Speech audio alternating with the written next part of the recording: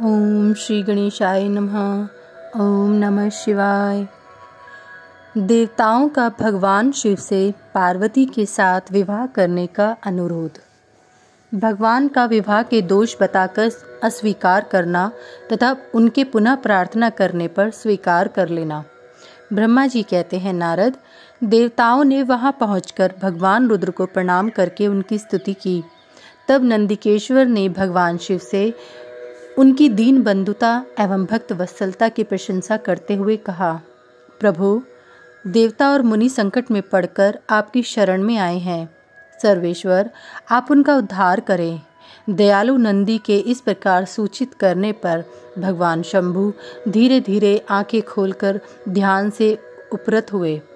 समाधि से विरत हो परम ज्ञानी परमात्मा एवं ईश्वर शंभु ने समस्त देवताओं से इस प्रकार कहा। शंभु बोले, श्री विष्णु और ब्रह्मा आदि देवेश्वरों, तुम सब लोग मेरे समीप कैसे आए? तुम अपने आने का जो भी कारण हो वह शीघ्र बताओ। भगवान शंकर का यह वचन सुनकर सब देवता प्रसन्न हो कारण बताने के लिए भगवान विष्णु के मुंह की ओर देखने लगे। तब भगवान शिव के महान भक्त और देवताओं के हितकारी श्री विष्णु मेरे बताए हुए देवताओं के महत्तर कार्य को सूचित करने लगे।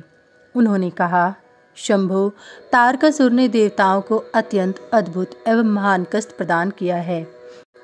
यही बताने के लिए सब देवता यहाँ आए हैं।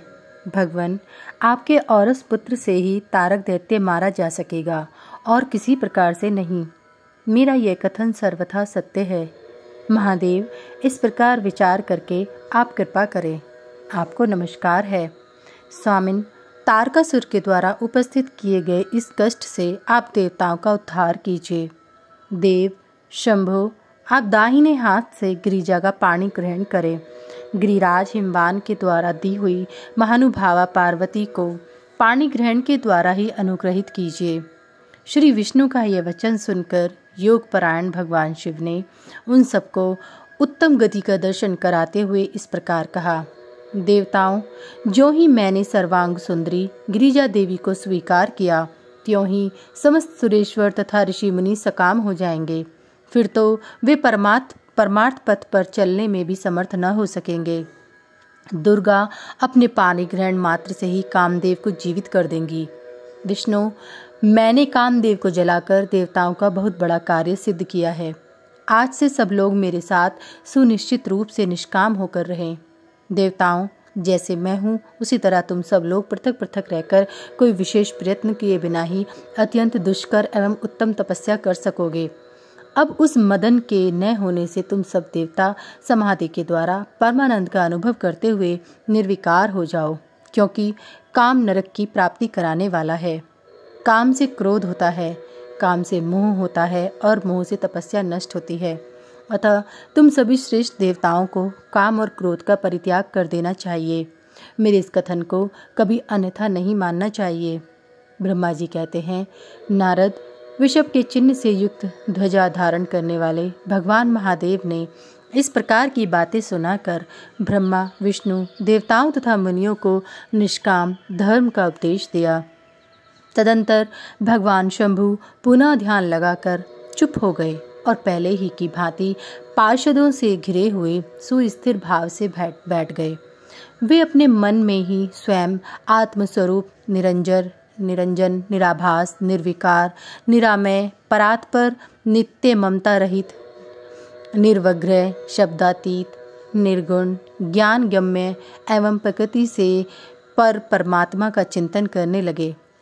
इस प्रकार परम स्वरूप का चिंतन करते हुए वे ध्यान में स्थित हो गए। बहुत से प्राणियों की सृष्टि करने वाले भगवान शिव ध्यान करते करते ही परमानंद में निमग्न हो गए। श्री हरि एवं इंद्र आदि देवताओं ने जब परमेश्वर शिव को ध्यान मग्न देखा, तब उन्होंने नंदी की सम्मति ली। नंदी ने पुनः दीन भाव से स्तुति करने के लिए कहा। उनकी सत्सम्मति के अनुसार देवता स्तुति करने लगे। वे बोले, देवदेव महादेव, करुणा सागर प्रभु, हम आपकी शरण में आए हैं। आप महान कलेश से हमारा उद्धार कीजिए। ब्रह्मा जी कहते हैं, नारद, इस प्रकार बहुत दीनतापूर्ण उक्ति से देवताओं ने भगवान शंकर की स्तुति की इसके बाद वे सब देवता प्रेम से व्याकुल चित्त हो उच्च स्वर से फूट फूट कर रोने लगे। मेरे साथ भगवान श्री हरि उत्तम भक्ति भाव से युक्त हो मन ही मन भगवान शंभु का स्मरण करते हुए अत्यंत दीनतापूर्ण वाणी द्वारा उनसे अपना अभिप्राय निवेदन करने लगे। देवताओं के मेरे तथा श्री हरि के इस प्रकार बहुत स्तुति करने पर भगवान महेश्वर अपनी भक्त वत्सलता के कारण ध्यान से विरत हो गए। उनका मन अत्यंत प्रसन्न था।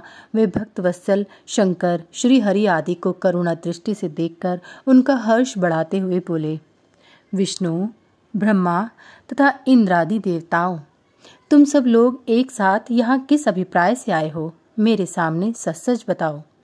श्री हरि ने कहा, महेश्वर, आप सर्वज्ञ हैं, सबके अंतर्यामी ईश्वर हैं। क्या आप हमारे मन की बात नहीं जानते?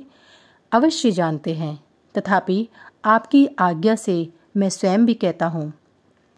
सुखदायक शंकर, हम सब देवताओं को तारकासुर से अनेक प्रकार का दुख प्राप्त हुआ है, इसीलिए देवताओं ने आपको प्रसन्न किया है। आपके लिए ही उन्होंने गिरिराज हिमालय से शिवा की उत्पत्ति कराई है। शिवा के गर्भ से आपके द्वारा जो पुत्र उत्पन्न होगा उसी से तारकासुर की मृत्यु होगी, दूसरे किसी उपाय से नहीं। ब्रह्मा जी ने उस दैत्य को यही वर दिया है, इस कारण दूसरे से उसकी मृत्यु नहीं हो पा रही है। अतएव वह निडर होकर सारे संसार को कष्ट दे रहा है।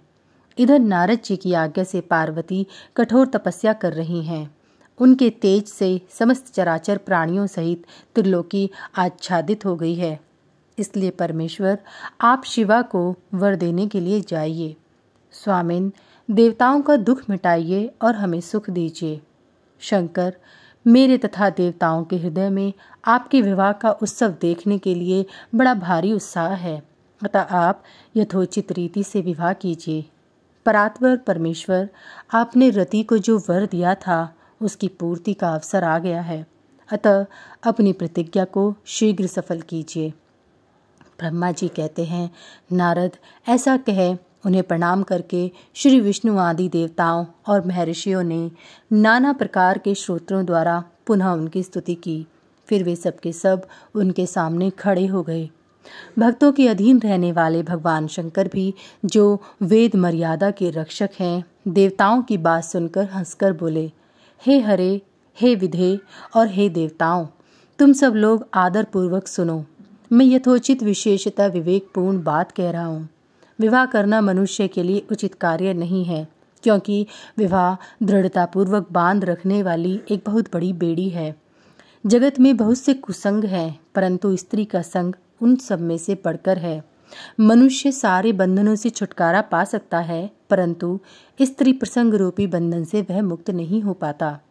लोहे और काठ की बनी हुई बेड़ियों में दृढ़तापूर्वक बंधा हुआ पुरुष भी एक दिन उस कैद से छुटकारा पा जाता है, परंतु स्त्री पुत्र आदि के बंधनों में बंधा हुआ मनुष्य कभी छूट नहीं पाता।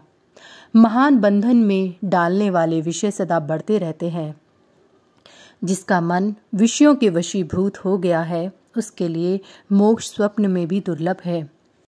विद्वान पुरुष यदि सुख चाहता है तो वह विषयों को विधिपूर्वक त्याग दे। विषयों को विष के समान बताया गया है, जिनके द्वारा मनुष्य मारा जाता है। विषय के साथ वार्ता करने मात्र से मनुष्य क्षण भर में पतित हो जाता है। आचार्यों ने विषय को मिश्री मिलाई हुई वारुणी मदिरा कहा है। यद्यपि मैं इस बात को जानता हूँ और यद्यपि विषयों के इन सारे दोषों का मुझे विशेष ज्ञान है, तथापि मैं तुम्हारी प्रार्थना को सफल करूँगा, क्योंकि मैं भक्तों के अधीन रहता हूँ और भक्त वत्सलतावश उचित अनुचित सारे कार्य करता हूँ। इसलिए तीनों लोकों में अयथोचित कर्ता के रूप में मेरी प्रसिद्धि है। भक्तों के लिए मैंने अनेक बार बहुत से प्रयत्न करके कष्ट सहन किए हैं। गृहपति होकर विश्वानर मुनि का दुख दूर किया है। हरे विधे, अब अधिक कहने की क्या आवश्यकता। मेरी जो प्रतिज्ञा है उसे तुम सब लोग अच्छी तरह जानते हो। मैं ये सत्य कहता हूँ कि जब जब भक्तों पर कहीं विपत्ति आती है, तब तब मैं तत्काल उनके सारे कष्ट हर लेता हूँ। तारकासुर से तुम सब लोगों को जो दुख प्राप्त हुआ है उसे मैं जानता हूँ और उसका हरण करूँगा। यह भी सत्य सत्य बता रहा हूँ। यद्यपि मेरे मन में विवाह करने की कोई रुचि नहीं है, तथापि मैं पुत्रोत्पादन के लिए गिरिजा के साथ विवाह करूँगा। तुम सब देवता अब निर्भय होकर अपने अपने घर को जाओ। मैं तुम्हारा कार्य सिद्ध करूँगा। इस विषय में अब कोई विचार नहीं करना चाहिए। ब्रह्मा जी कहते हैं, नारद, ऐसा कहकर भगवान शंकर मौन हो समाधि में स्थित हो गए और विष्णु आदि सभी देवता अपने अपने धाम को चले गए। अध्याय 24 समाप्त।